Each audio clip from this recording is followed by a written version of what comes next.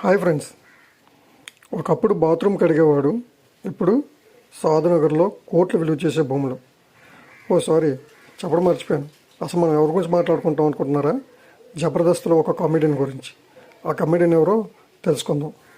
జబర్దస్త్ గతంలో ఈ comedy TV షోకు ఉన్న క్రేజు, పాపులారిటీ వేరు. కంటెంట్ పరంగా ఈ షోపై కొన్ని విమర్శలు ఉండొచ్చు. జబర్దస్త్ కామెడీ షో ద్వారా ఎందరో ఆర్టిస్టులు మంచి గుర్తింపు తెచ్చుకున్నారు. ఈ షో ద్వారానే తమ టాలెంట్ను ప్రపంచానికి చాటి చెప్పారు.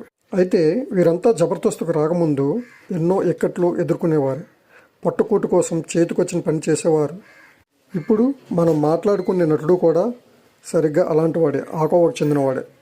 జబర్దస్త్తో మంచి గుర్తింపు తెచ్చుకున్న ఈ కమెడియన్ ఇప్పుడు సినిమాల్లోనూ నటిస్తున్నాడు. కమెడియన్గా, సహాయక నటుడిగా ఆడియన్స్ మన్నలు అందుకుంటున్నాడు. అయితే జబర్దస్త్లోకి రాకముందు ఇతను ఎన్నో ఇబ్బందులు పడ్డాడు.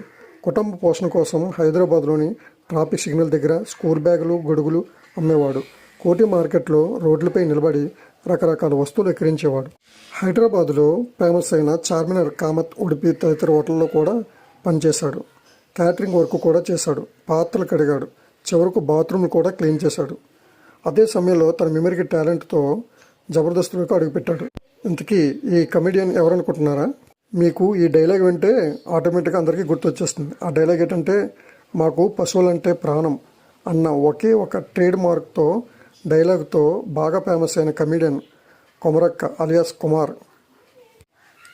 తాను నటుడిగా ఎదగడంలో తన భార్య పాత్ర మరవలేనిదని చెబుతూ ఎమోషనల్ అయ్యాడు.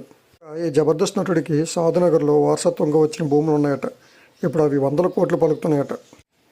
నెక్స్ట్ టాపిక్లో నెక్స్ట్ డిసైడ్ చేద్దాం ఏంటన్నది. బాయ్.